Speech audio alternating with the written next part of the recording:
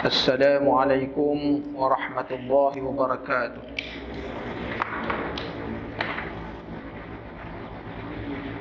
Bismillahirrahmanirrahim. Alhamdulillahi rabbil alamin. Wa bihi nasta'in, wassalatu wassalamu ala ashrafil anbiya'i wal mursalin wa ala alihi wa sahbihi ajma'in. سبحانك لا علم لنا إلا ما علمتنا إنك أنت العليم الحكيم ولا حول ولا قوة إلا بالله العلي العظيم اللهم لا سهل إلا ما جعلته سهلا وأنت تجعل الحزن إذا شئت سهلا اللهم فقهنا في الدين وعلمنا التأويل Allahumma zidna ilma amma ba'd.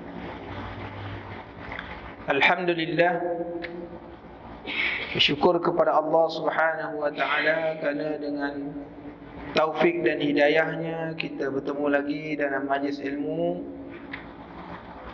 Mudah-mudahan dengan ilmu memandu kita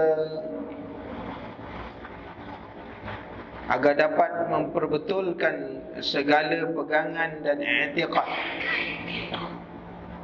memperbetulkan akhlak dan suluk, dan membetulkan syariat dan amalan yang dilakukan sehari-hari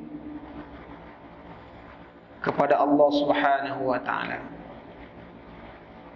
Jadi ilmu tasawuf ini adalah ilmu yang sesuatu juzuk daripada ilmu yang wajib dipelajari,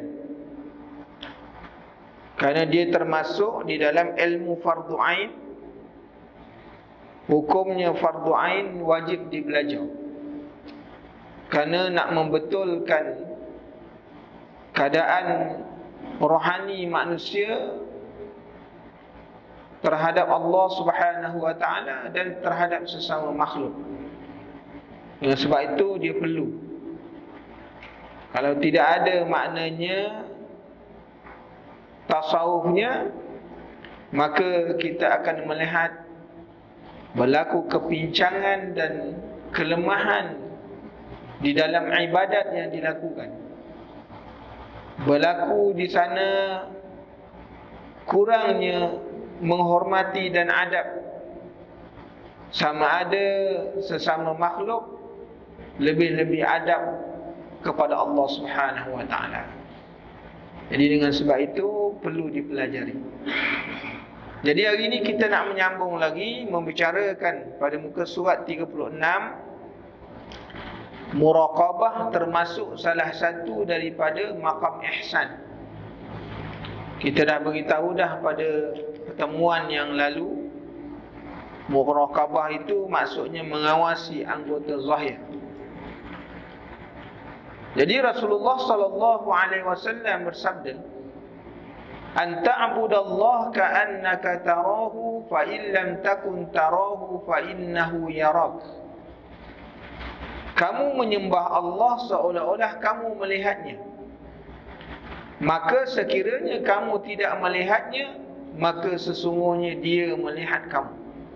Di sinilah dikatakan hadis ini merupakan salah satu dalil menunjukkan bahawa waktu kita menghadap Allah Ta'ala, kita perlu muraqabah, iaitu menjaga maknanya segala perbuatan, sama ada zahir pun maupun batin, ketika mana menghadap ataupun menyembah Allah Subhanahu wa Ta'ala.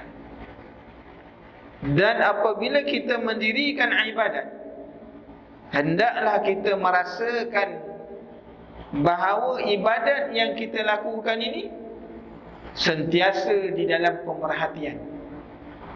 Umpamanya kalau seorang itu bekerja, maka bila dia bekerja, dia sentiasa diperhatikan oleh majikannya. Ya, bila diperhatikan oleh majikannya. Itu bila diperhatikan, bila manusia merasakan bahawa ia diperhatikan, diawasi dan dipantau, maka itulah namanya muraqabah. Jadi bila dirasa dia dimuraqabah, maka dia akan sentiasa berjalan di atas landasan dia yang betul. Dia tak akan tergelincir dan tak akan keluar. Maka kita ni begitulah keadaannya. Kita hidup dekat atas dunia ni, kenapa perlu ada undang-undang? Umpama kita berjalan di jalan raya, kenapa perlu undang-undang di jalan raya? Kerana nak memandu.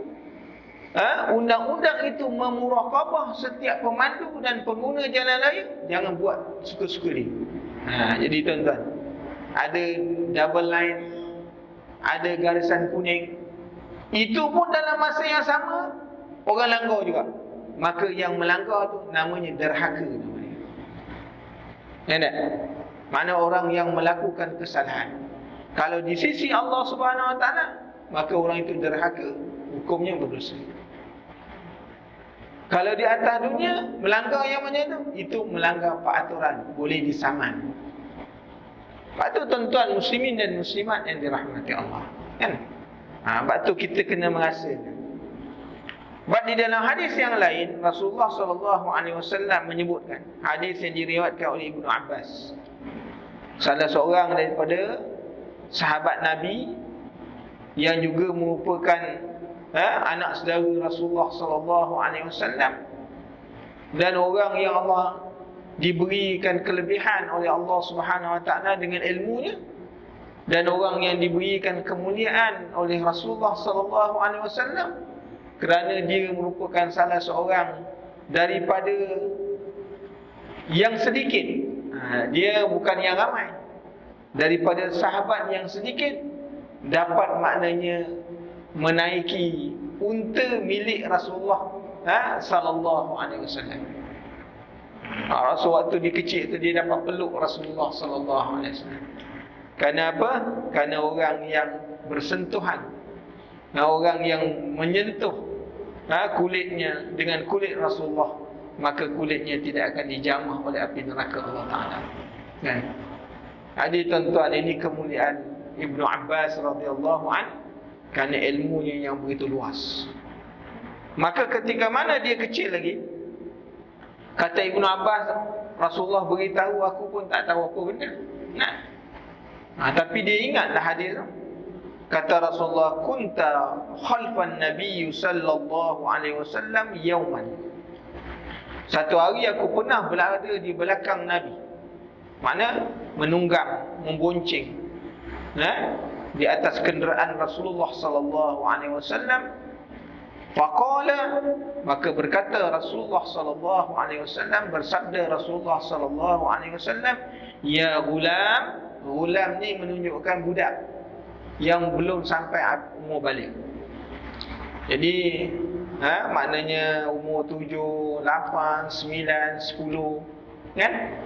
Kalau dah masuk 12, 13, 14 tu dia dah tak panggil budak, dia panggil walad. Gulam makna yang belum balik lagi. Jadi ketika mana Rasulullah ni bersama dengan Ibnu Abbas, jadi waktu tu Ibnu Abbas ni masih budak lagi. Sebab tu dia sebut ya gulam, kan? Masih budak lagi. Bahawa dia kata, inni u'allimuka kalimat. Wahai budak, aku nak mengajarkan kepada kamu beberapa kalimat. Kalimat ini tumpunya ialah nasihat-nasihat. Aku nak bagi nasihat kepada kau, kan? Kata Rasulullah sallallahu alaihi wasallam, aku nak bagi nasihat. Apa nasihat Rasulullah sallallahu alaihi wasallam kepada Ibnu Abbas?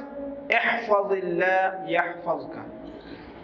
Jagalah Allah, pasti Allah Ta'ala akan menjaga kamu. Adakah Allah Ta'ala perlu dijaga?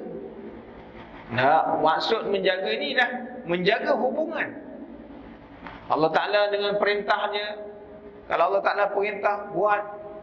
Apa yang Allah Ta'ala perintah, tinggal. Itu maksud dia. Yang dikatakan maknanya hablum minallah, tu tadinya hubungannya. Ini orang yang menjaga hukum-hukum Allah Ta'ala tak dilanggar, mana dia menjaga Allah, kan? Hari ni kalau dah diperintah, contohnya minggu ni diperintah, mana orang yang nak menunaikan sembahyang Jumaat dah boleh mengikut kapasiti masjid. Semayang wajib. Dulu ada alasan tak boleh datang, sebab terhad. Sekarang ikut kapasiti masjid, tak datang, maka orang ni tidak menjaga hubungan dengan Allah. Kan? Dia tak menjaga hubungan dengan Allah. Kalau dulu ada nama syaqqah, sebab ada kesulitan. Sekarang dah ikut kapasiti masjid, tak datang juga. Itu memang nak kena. Kan? Tuan-tuan, muslimin dan muslimat yang dirahmati Allah. Mana jaga hubungan dengan Allah. Apabila orang menjaga hubungan dengan Allah, maka Allah Ta'ala dalam hal-hal yang lain, ketika mana kita susah, kan? Dalam keadaan kita ni maknanya menghadapi kesulitan, maka minta dengan Allah, kan?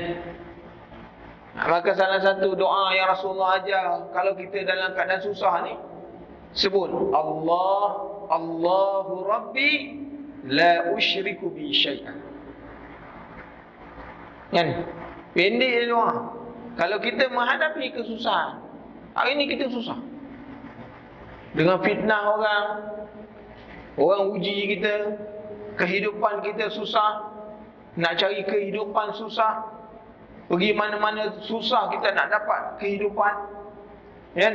Hidup dalam rumah tangga susah, amalkan doa Rasulullah ajar.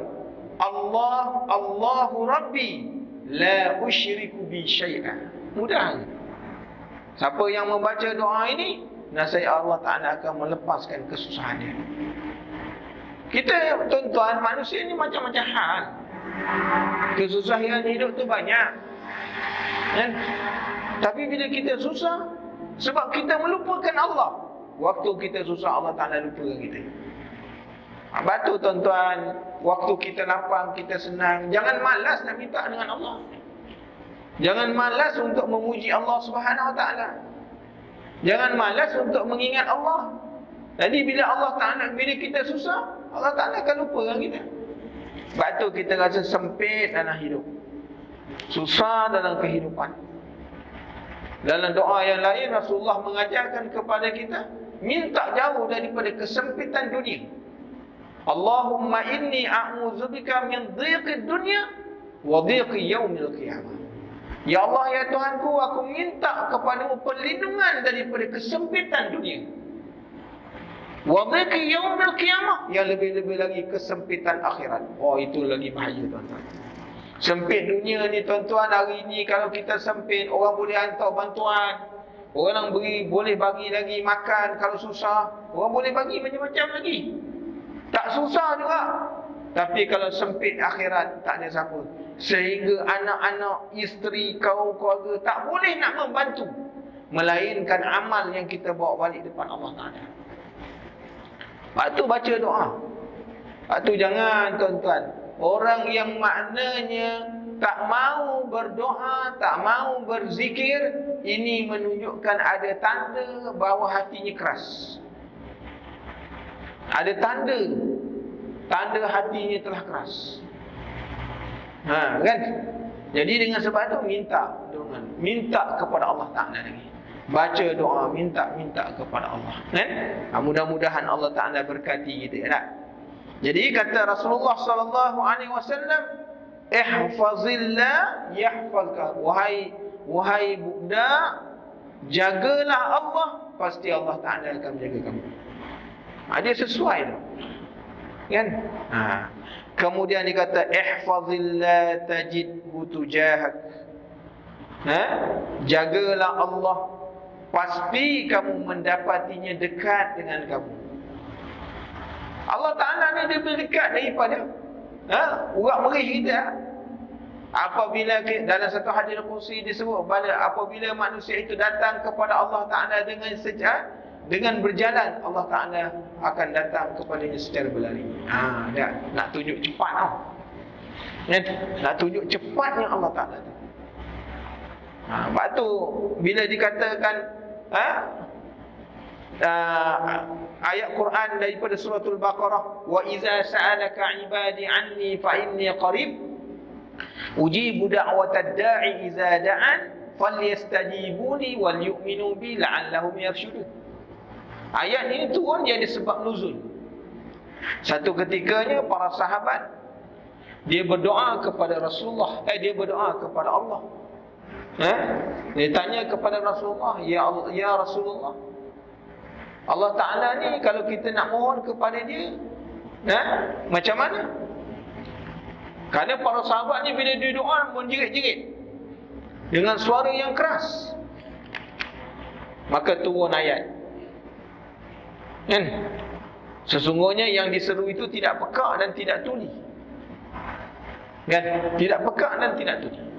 Maka Allah Ta'ala sebut, wa iza sa'alaka ibadi anni fa inni qarib. Wahai Muhammad, beritahu kepada umat-umat kamu bila dia menyeru aku, katakan bahawa aku dekat dengan dia. Dengan sebab tu minta, tak payah menjerit-jerit, kan?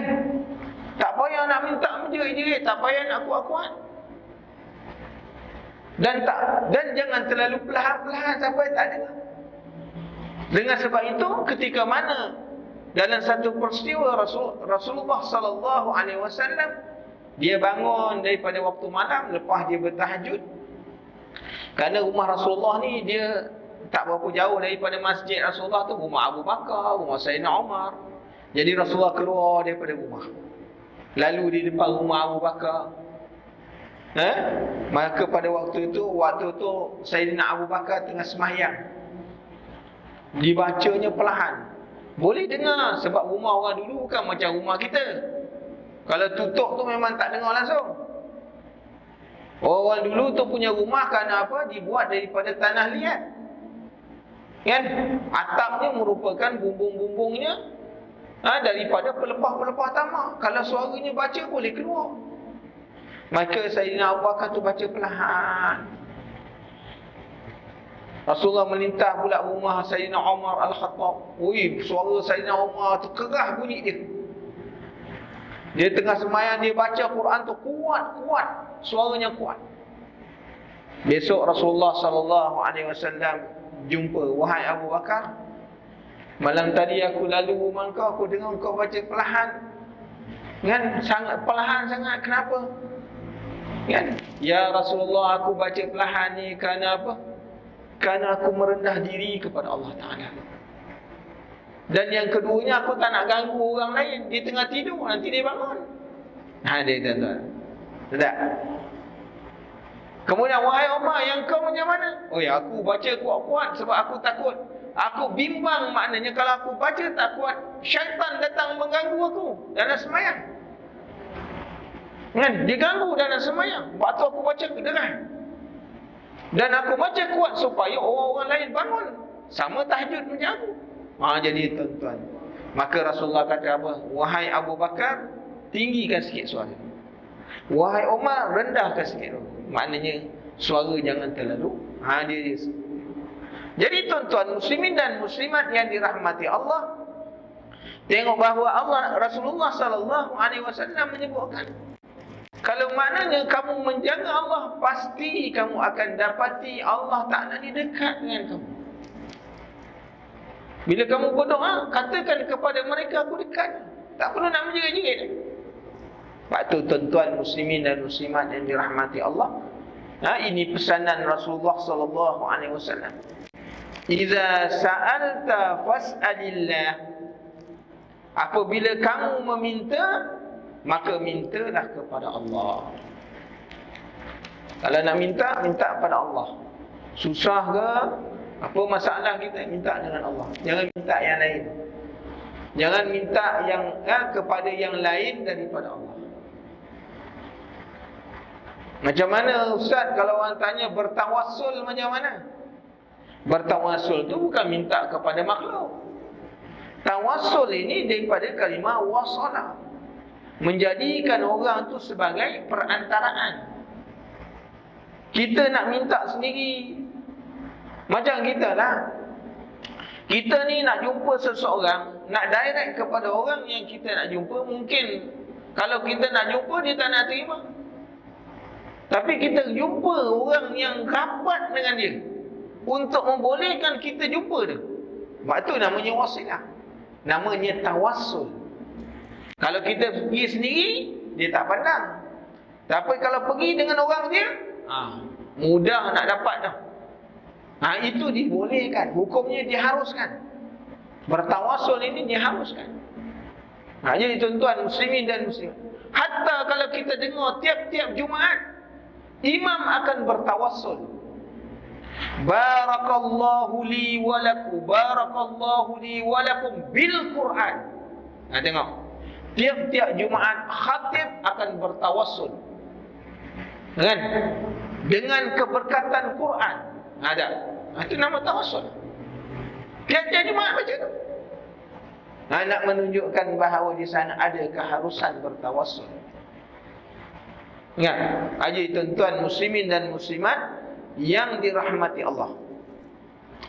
Wa idza ista'anta fasta'in billah. Dia bila kamu mintalah kepada Allah, dan apabila kamu minta tolonglah kepada Allah. Minta tolong kepada Allah. Apa segala masalah kita minta tolong dengan Allah. Mengadulah kepada Allah Subhanahu Wa Taala yang Maha mendengar. Sebab tu banyak doa-doa yang tuan-tuan, yang kalau kita baca, yang dihimpunkan oleh Al-Imam Nawawi dan kitab Al-Azkar Imam Nawawi, mengarah kepada doa-doa yang Rasulullah minta, walaupun dia seorang Nabi, seorang Rasul, meminta kepada Allah Subhanahu Wa Taala pertolongan. Minta kepada Allah Subhanahu Wa Taala. Jadi kita kena mencontohi. Tidak ada mana contoh yang terbaik melainkan contoh yang datang daripada baginda Rasulullah sallallahu alaihi wasallam. Kemudian wa'lam annal ummata law ijtama'at ala an yanfa'uka bi syai'in lam yanfa'uka illa bi syai'. Ketahuilah sesungguhnya jika seluruh umat berkumpul untuk memberikan sesuatu manfaat kepada kamu. Di sinilah letaknya apa? Ini namanya akidah. Kepercayaan. Nak percaya tak percaya? Di sinilah letaknya keimanan. Kan? Ada itu nak mengajar ke apa? Itu bab iman.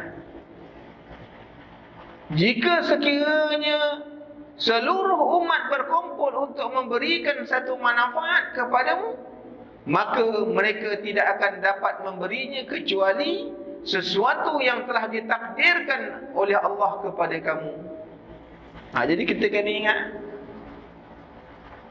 hari ni orang buat apa ni, tunjuk perasaan, menyalahkan vaksin, menyalahkan ni kena injek mati. Tuan-tuan, ini bab akidah, tuan-tuan, bab akidah. Dia tidak meyakini bahawa itu sebagai asbab.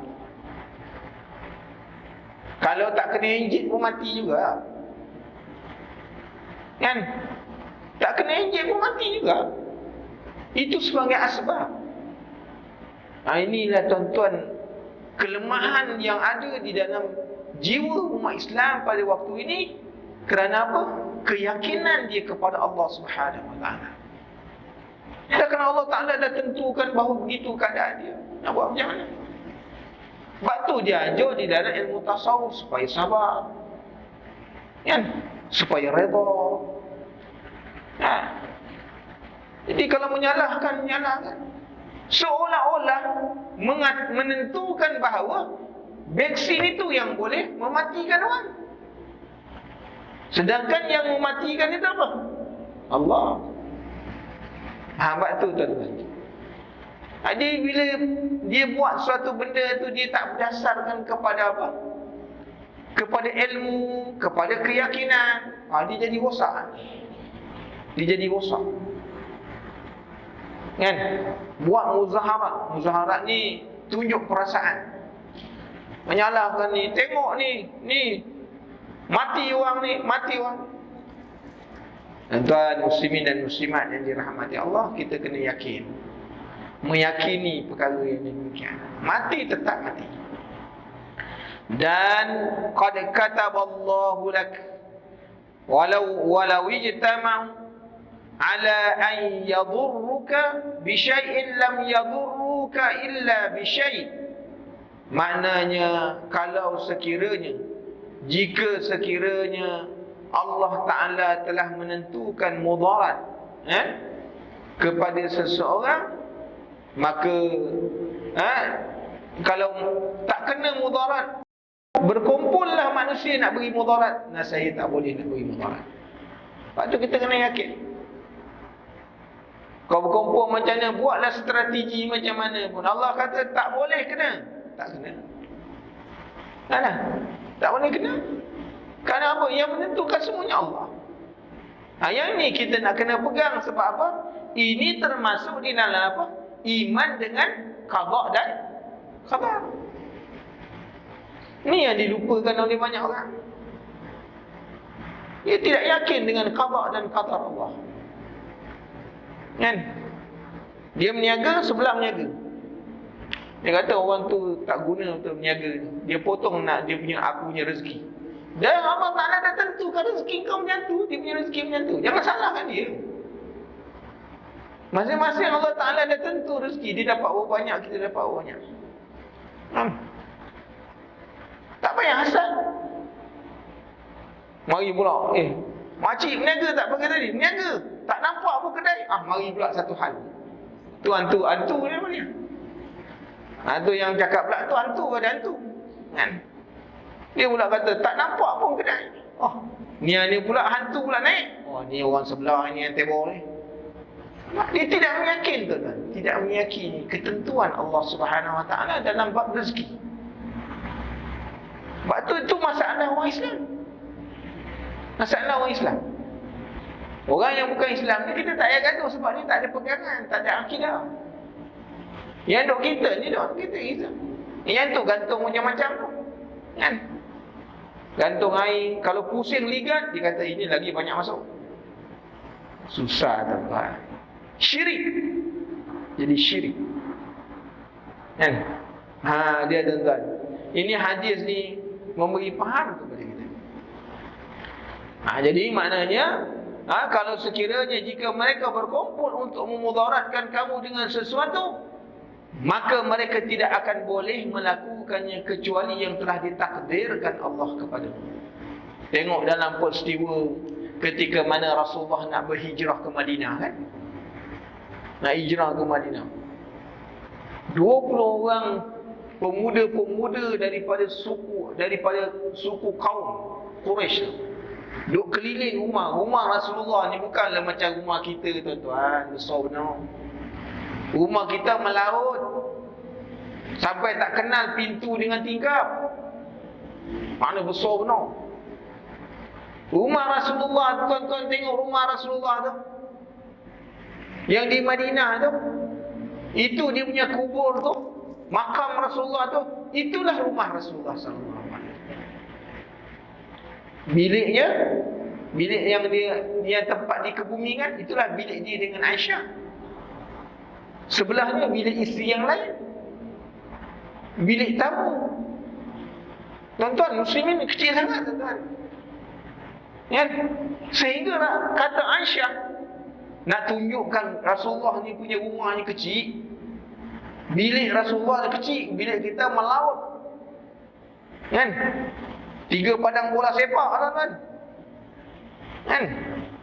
Kata Aisyah, nak ceritakan, nak tahu kecil tak kecil.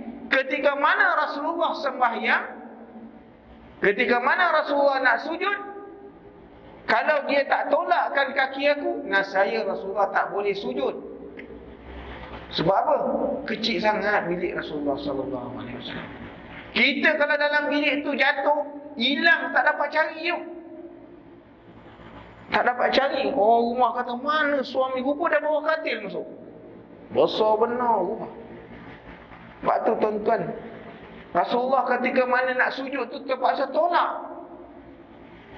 Aisyah kata dia tidur macam mana? Kata Aisyah, aku tidur ni seperti mana seekor udang mengikut. Itu pun ketika Rasulullah nak semayang, nak sujud, dia tolak kaki aku, lepas tu dia tarik balik. Allah, kecil benar, tuan-tuan. Baik. Maknanya kita kena faham tak? Jadi memberi faham kepada kita bahawa rezeki semuanya ketentuan Allah. Kalau Allah Ta'ala dah tetapkan banyak mana, begitulah. Oleh kerana bab rezeki ni dalam ilmu Allah, kita disuruh usaha je, disuruh ikhtiar cari.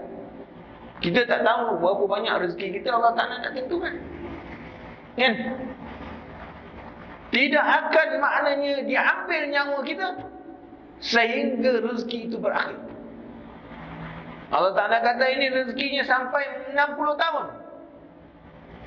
Walaupun sebutir lagi belum masuk, nasaya umurnya tetap akan diberi. Ini bab rezeki. Kena yakin. Ada. Sebab tu jangan hasad dengan rezeki orang lain. Jangan cemburu dengan rezeki orang lain. Pandanglah apa yang ada pada kita supaya kita mudah bersyukur dengan nikmat Allah. Sebab bila kita tengok orang lain tu lah yang kita payah nak jadi orang yang bersyukur dengan nikmat. Dan wa rufi'atul aqlam wa jaffatis suhuf. Rasulullah sallallahu alaihi wasallam kata pena-pena atau pencatat telah diangkat dan lembarannya telah kering. Maknanya tak ada lagi penambahan dah. Apa yang Allah Ta'ala telah tentukan di Lauh Mahfuz, begitulah yang akan berjalan mengikut kesesuaian waktu dan ketikanya yang dibawa oleh malaikat gitu. 1 tahun ni perjalanannya, sampai hujung tahun ni macam mana macam. Tahun depan begitu juga begitu. Sesuai dengan apa yang telah tercatat di dalam Lauh Mahfuz Allah Subhanahu Wa Taala. Jadi kita kena yakin, tuan-tuan, muslimin dan muslimat yang dirahmati Allah. Daripada Sayyidina Muaz bin Jabal, daripada Rasulullah sallallahu alaihi wasallam, bahawa dia menyebutkan ittaqillah haitsuma kunta, bertakwalah kamu kepada Allah dalam apa-apa pun keadaan kamu. Baik kamu kita ni susah, baik kita senang, takwa ni penting, tuan-tuan. Kerana takwa ni melambangkan ciri-ciri orang beriman. Kan? Takwa ni perhiasan orang beriman. Zalikal kitabu la raiba fi hudan lil muttaqin. Allah Ta'ala sambung ayat dia apa? Allazina yu'minuna bil ghaib. Orang bertakwa ni ialah orang yang beriman dengan perkara ghaib. Allazina yu'minuna bil ghaibi wa yuqimuna as-salat. Dan orang yang mendirikan solat. Itu sifat orang takwa.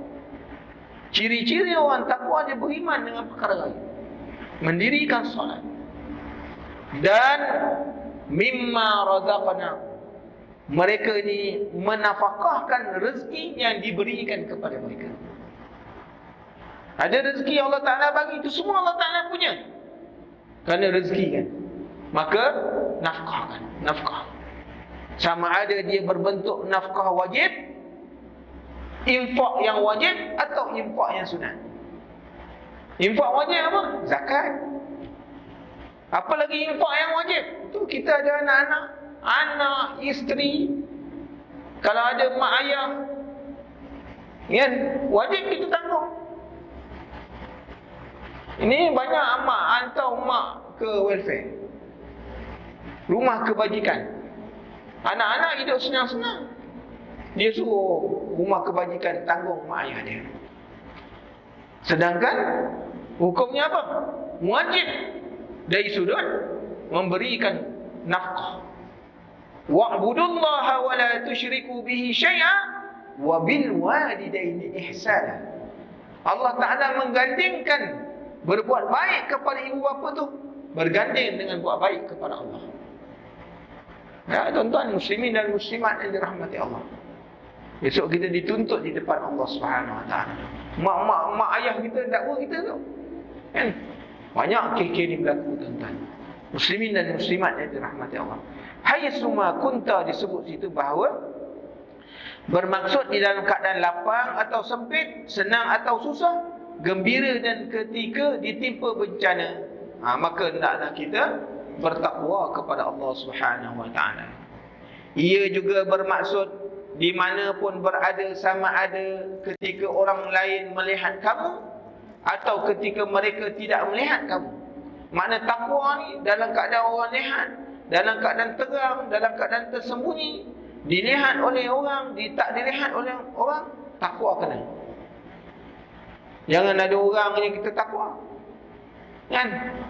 Tak ada orang kita kebah mah. Apa tu tuan-tuan? Muslimin dan muslimat yang dirahmati Allah. Dan disebutkan oleh Al-Imam Al-Haddad, muraqabah atau mengawasi diri itu adalah daripada maqam ihsan. Seperti mana yang disebut dalam hadis sebelumnya. Muraqabah ni dia maqam ihsan. Sesiapa yang meneliti dirinya dengan sifat muraqabah, yang menjadikan maknanya muraqabah ni sebagai satu sifat dalam hidup dia, meletakkan bahawa sifat muraqabah, meyakini bahawa dia sentiasa dipantau, dia sentiasa dilihat, diperhati dan diawasi,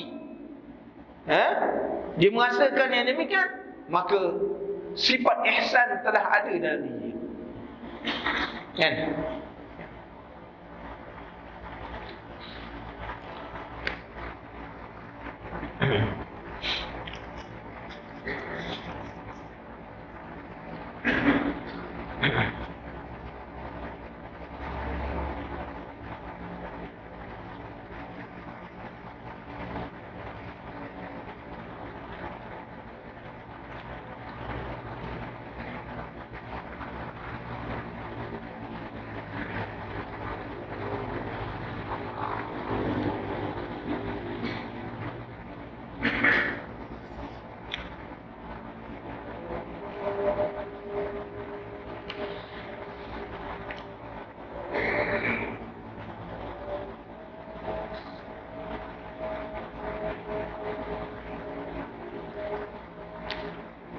Allahu Akbar, Allahu Akbar.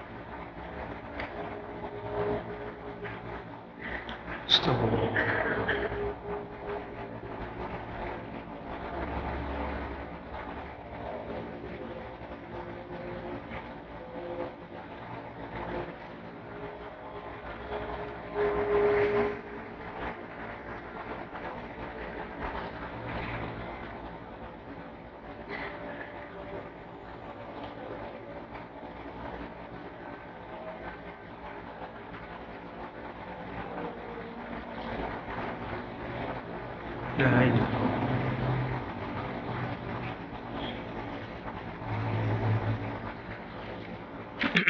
Bismillahirrahmanirrahim. Alhamdulillahirabbil alamin wassalatu wassalamu ala rasulil amin wa ala alihi washabbihi ajma'in. Amma ba'd. Jadi Imam Al-Haddad mengatakan bahawa sesiapa yang meneliti dirinya dengan sifat muraqabah, apa kesan daripada sifat muraqabah ini kalau wujud di dalam diri kita?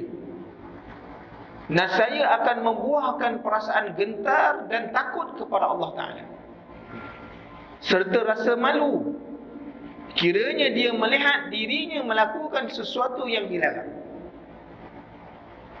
Sebab tu malu ni tuan-tuan, orang beriman ni dia mesti ada sifat haya. Inna Allah la yastahyi an yadhriba masalan ma ba'udah. Kan? Sehingga maknanya kalau Rasulullah kata kalau kau tak ada sifat malu, buatlah apa yang kau suka. Sebab malu ni sifat yang perlu ada dalam diri orang. Sebab tu Sayyidina Umar Sayyidina Osman, menantu Rasulullah sallallahu alaihi wasallam. Menantu Rasulullah sallallahu alaihi wasallam. Sayyidina Umar ni dia tuan-tuan, dia ni kerana dia orang lelaki yang nafsunya kuat, sehingga maknanya kalau orang ni kalau dia sampai kepada nafsu dia kuat ni, dia akan keluar air yang dinamakan air mazi. Selalu keluar air mazi. Jadi nak bertanya kepada Rasulullah, tu bapak betul? Takkan nak tanya, ya Rasulullah, aku ni keluar air mazi, apa hukum? Malu lah kan? Lalu Sayyidina Osman menghantar Miqdad. Wahai Miqdad, kau boleh tanyakan bagi aku, bagi pihak aku kepada Rasulullah. Itu turunnya ayat. Dalam bab-bab agama ni tuan-tuan, tak boleh malu. Tak ada malu. Turun ayat, Inna Allah la yastahyi an yadhriba mathalan ma ba'udah. Sebab ceritanya kisah Sayyidina Osman. Sifat malu ni tuan-tuan yang perlu yang disebut di sini ialah melakukan kemungkaran. Si malu, meninggalkan maknanya meninggalkan sesuatu kebajikan, amal soleh tu ditinggalkan. Hari ni kalau kita meninggalkan semayang, ada rasa malu tak dalam jiwa kita? Nah, kalau kita lewat semayang hari ni, kita ada malu tak? Jadi maknanya kalau tak ada malu, bermakna sifat itu hilang daripada kita. Ciri-ciri sifat orang beriman tu tak ada. Makna kita kena hiasi. Kan? Sebab tu Rasulullah sallallahu alaihi wasallam disebut dalam kitab Syama'il Muhammadiyah bahawa Rasulullah ni sifat pemalu dia lebih daripada seorang perempuan gadis sunti yang duduk di dalam bilik. Maknanya Rasulullah lebih malu daripada seorang gadis yang duduk berkurung dalam bilik, orang tak tengok. Rasulullah lebih malu. Itu sifat Rasulullah sallallahu alaihi wasallam, al-haya. Sehingga disebut bahawa sifat malu ni separuh daripada iman. Kan? Separuh daripada iman. Jadi tuan-tuan muslimin dan muslimat yang dirahmati Allah, bila ada sifat muraqabah itu kepada diri, maka dia akan jadi takut, gentar dan malu kiranya melihat dirinya melakukan sesuatu yang dilarang atau tidak membuat sesuatu yang diperintah. Rasa malu, Allah malu. Kan? Dan tua-tua tak baru baca Quran, malu tak? Duduk dalam majlis orang baca Yasin, orang bagi buku kitab Yasin, kita pegang je. Kita tak buka-buka pun. Sebab nak buka, tak tahu mana muka surat, tak baca. Ada? Tak tahu muka surat mana baca. Dulu tuan-tuan, waktu saya kecil-kecil dulu, surah Yasin ada ditulis dengan bahasa Romanis. Ditulis dengan tulisan Romanis. Orang dulu yang pencen-pencen tu baca semua pakai tulis. Itu yang YASIN. Ditulis begitu. Kalau baca tak betul. Sebab ikut macam mana tulis? Punah. Lepas tu kerajaan Malaysia di bawah teks Quran mengharamkan semua Quran-Quran yang ditulis dengan bahasa, dengan tulisan Romanis. Sebab banyak berlaku kesilapan kepada pembaca yang boleh merubah pada makna. Sebab kita kena malu lah tuan-tuan. Dah tua-tua tak reti lagi. Tak reti lagi. Ada orang pernah tanya saya, tua betul, Ustaz kalau pegang isteri batal tak? Selama ni kau kahwin macam mana? Selama ni jadi suami isteri macam mana? Kan kita katalah, takkan tak tahu. Ada muslimin dan muslimat yang dirahmati Allah. Jadi tuan-tuan kena rasa malu lah. Apatah lagi orang-orang yang masuk umur 40 tahun ke atas ni, kalau tak tahu baca Quran, belum lagi nak datang ke masjid, belum lagi nak duduk dalam majlis ilmu, kena rasa malu. Sebab apa? Orang 40 tahun ni adalah umur yang dah dekat dengan garisan.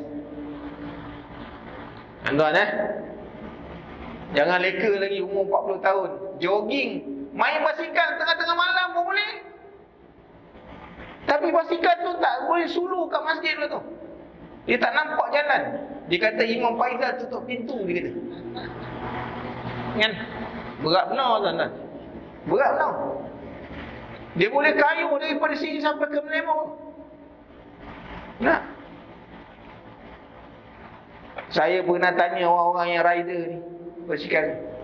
Dia kata malam-malam ni kayuh berapa? Ustaz, dia kata paling jauh 30 km. Itu paling jauh. Itu paling dekat dia. Kata gila betul. Dia kata Ustaz, dia punya feel ni aku tak tahu. Aku yang feel aku tak cerita lah. Tak reti aku. Ustaz kalau bawa basikal, aku kata minta maaf lah. Berapa harga basikal? Ustaz, tayar je 500. Tak payah. Baik aku makan. Baik aku mentahkan darah duit tu. Tayar je 500. Dia punya frame tuan-tuan, frame dia tu tak masuk tayar je, harganya RM9,000. Sebab dia cerita basikal pula. Ustaz, dia kata basikal yang dia guna untuk bawa ni, dia akan ikut kita punya badan. Kerana nak datangkan dia punya, kata aku punya kapcai pun baru RM5,000. Tak payah kan? Baik aku makan lagi bagus. Tuan-tuan, mahal tuan-tuan basikal tu tuan-tuan. Kan? Mahal. Jaga kesihatan, datang masjid, sujud lagi banyak sihat. Tuan-tuan jangan terbadaya tuan-tuan, jangan terbadaya. Jadi kita sibuk umur habis dekat jalan raya, pergi balik masjid kata marilah singgah. Umur dah 40, umur dah 60, datanglah masjid kan. Tengok dekat mana nombor kau, nombor 7 ke, nombor 8 ke, kan? Datanglah tengok nombor mana kau duduk. Tuan-tuan, kita besok kita akan menyesal setelah kematian dia tak ada apa makna. Supaya ataupun berasa berat untuk mengerjakan sesuatu ketaatan dan berasa malas untuk menunaikan sesuatu ibadat ataupun membelakangi khidmat kepada Allah serta lalai daripadanya mengingatinya dan berbakti kepadanya. Apabila kita tak rasa kita di muraqabah, tengok nak bangun malam susah. Sebab kita tak merasakan bahawa kelebihan bangun malam, Kita tak merasakan kelebihan baca Quran. Kita tak merasakan kelebihan datang masjid. Kita tak merasakan kelebihan duduk dalam majlis ilmu. Kita tak rasa. Nah, kita tak merasakan. Ini semua ni maknanya cara kita nak berkhidmat kepada Allah. Kerana apa? Umat Allah Ta'ala ni kan orang-orang yang nak mengimarahnya apa? Innama ya'muru masajidallahi man amana billah. Orang yang nak mengimarah ke umat Allah Ta'ala ni orang beriman aja yang beriman. Yang tak beriman dia takkan mengimarahkan. Apa ciri orang yang nak mengimarahkan? Orang yang mendirikan solat. Itu tuan-tuan muslimin dan muslimat yang dirahmati Allah. Dengan sebab itu ilmu tasawuf ni makna menyebut kepada kita bahawa sifat muraqabah itu perlu kena ada dalam diri kita. Ini dibawakan satu kisah. Kisah Sayyidina Umar dengan budak pengembala kambing. Kerana zaman Sayyidina Umar ini tuan-tuan, dia menjadi khalifah. Orang akan berkata rakyat Sayyidina Umar ni adalah orang yang paling kuat akidah. Tak kira lelaki, perempuan, kecil besar. Jadi bila orang kata macam tu, Sayyidina Umar dengar, dia nak tengok bagaimana betul tak seperti mana yang dikata orang. Maka dia kata, diriwayatkan daripada Abdullah bin Dinar, satu hari aku keluar menuju Mekah bersama dengan Umar bin Al-Khattab. Sebab zaman Sayyidina Umar ni tuan-tuan, dia punya wilayah Islam ni luas, kan, sampai ke Palestin, kan? Sahabat yang mula-mula masuk ke Baitul Maqdis ni, yang dapat mengambil maknanya selama 200 tahun Palestin itu dipegang oleh orang-orang Kristian. Maka zaman Sayyidina Umar dapat diambil balik, kan? Bila Palestin itu, Baitul Maqdis itu jatuh kepada tangan orang Islam, masing-masing pakat orang-orang Kristian ni menunggu siapa dia pemerintah yang dikata hebat ni. Tunggu daripada pagi sampai petang berbaris dekat jalan raya. Nak tunggu pemimpin yang akan masuk ni. Dia yang dikata Sayyidina Umar ni macam mana? Tentu hebat, kan? 200 tahun Baitul Maqdis dipegang oleh orang, jatuh pada zaman saya. Orang tunggu sampai petang. Dia kata, mana raja engkau ni, kami tunggu dah lama dah, tak sampai-sampai ni. Orang Islam pun bagi tahu, dah lama dah dia masuk. Mana tak nampak pun kuda, tak ada pun motor rider, tak ada pun, kan? Tak nampak pun Mercedes masuk. Macam kita sekarang ni, kalau mari pemimpin tu dah rider dia 20 ke depan, 20 ke belakang, kan? Jadi tuan-tuan, dia kata mana pemimpin tak nampak-nampak ni. Orang kata lama dah masuk dalam kota Baitul Maqdis dah, kami tak nampak pun. Kau nampak tak tadi ada seorang lelaki yang menunggang maknanya keldai tanpa slipper. Itulah Sayyidina Umar. Tepuk kepala mereka tuan-tuan. Dia kata macam tu je kau punya Amirul Mukminin, slipper pun tak pakai. Aku punya raja, kalau dia keluar daripada istana, 20 orang tentera di depan, 20 orang dia takut mati. Waktu tuan-tuan, ini pemimpin Amirul Mukminin, tak ada escort masuk saja. Orang pun tak kenal tu Amirul Mukminin. Ni Sayyidina Umar. Kita belajar dia punya karakter dia. Dia punya watak dia. Kan? Orang yang dijamin oleh Rasulullah sallallahu alaihi wasallam masuk syurga Allah. Kan? Sehingga Rasulullah puji Sayyidina Umar, kalau ada maknanya Nabi selepas aku, engkaulah Nabi wahai Umar. Hebat tuan-tuan, hebat. Maka Sayyidina Umar satu hari dia keluar dengan Abdullah bin Dinar. Kami berhenti di sebuah sebentar di tengah perjalanan untuk melihat ketika mana nak pergi Mekah. Ketika itu kami melihat seorang budak kecil sedang turun daripada bukit. Orang dulu menggembala kambing itulah. Dia adalah seorang pengembala kambing. Budak lagi, gulam, maksudnya masih kecil. Ketika bertemu dengannya, Umar pun berkata, ya gulam, wahai budak, jualkan kepadaku kambing itu seku. Kan? Ini Sayyidina Umar nak uji ni. Budak tu pun menjawab, aku hanya pengembala. Kalau hari ni semua dikebas dia. Nah, yang orang punya dia punya, yang dia punya memang dia punya. Ini zaman sekarang. Tuan-tuan ingat Ingat, ni berlaku zaman sekarang, zaman mutakhir. Orang punya, dia punya. Dia punya, memang dia punya. Tapi kita tengok budak ni apa? Wahai orang, dia ni tak kenal tu Sayyidina Umar tau. Dia kata, wahai orang tua, aku hanya pengembala yang menjaga kambing ni. Kambing ni ada tuan punya dia. Ada tuan punya dia. Kan? Umar pun saja je nak usah dia. Nanti kau jual kat seekor, kalau tuan kamu bagi tahu cakap ni makan serigala. Wah, orang tua mengajar budak. Kan? Tak?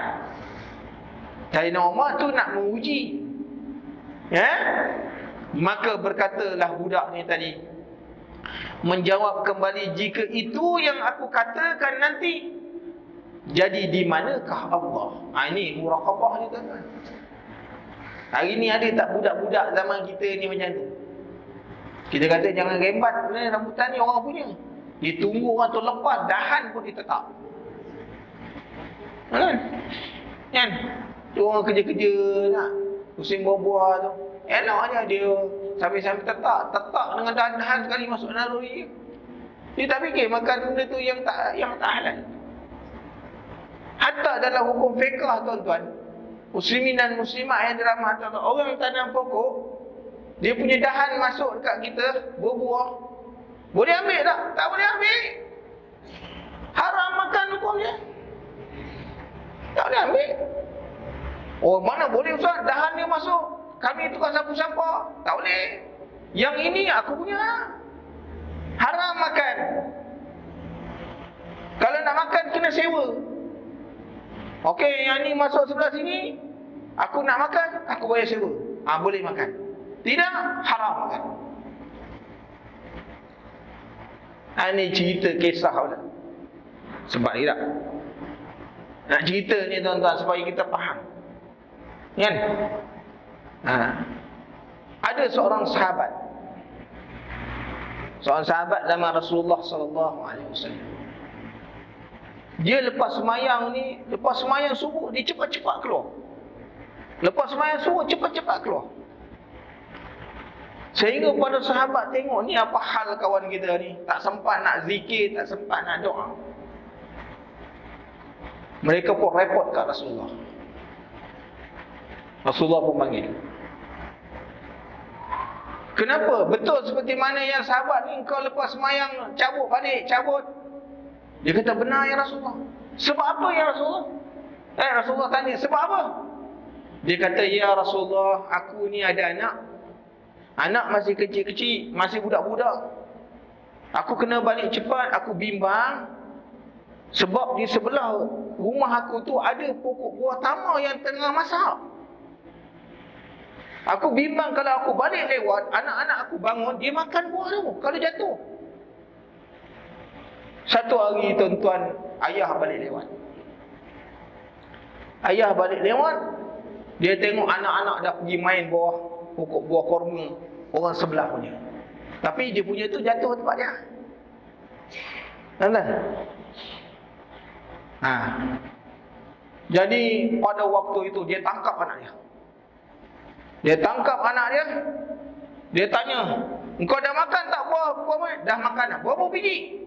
Ada kata 3 biji, ada kata 2 biji. Dia pun tepuk belakang budak, keluar balik.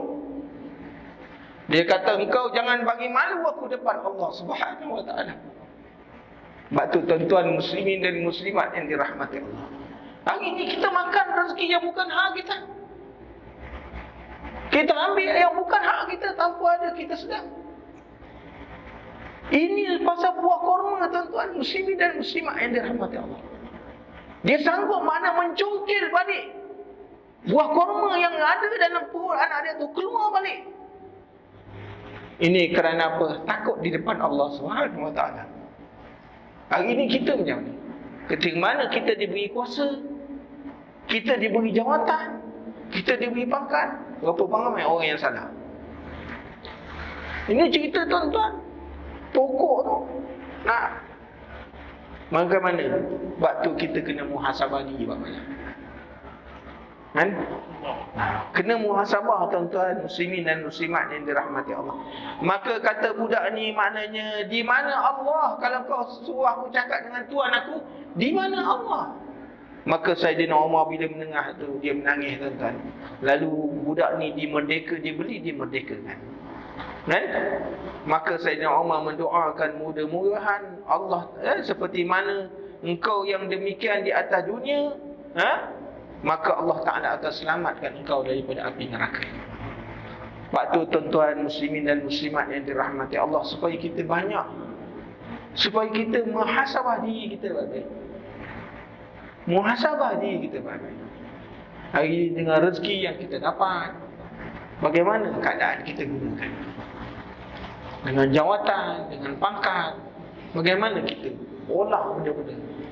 Ada tak kita merasakan apabila kita diberi pangkat, kita merasakan kita dimuraqabah oleh Allah?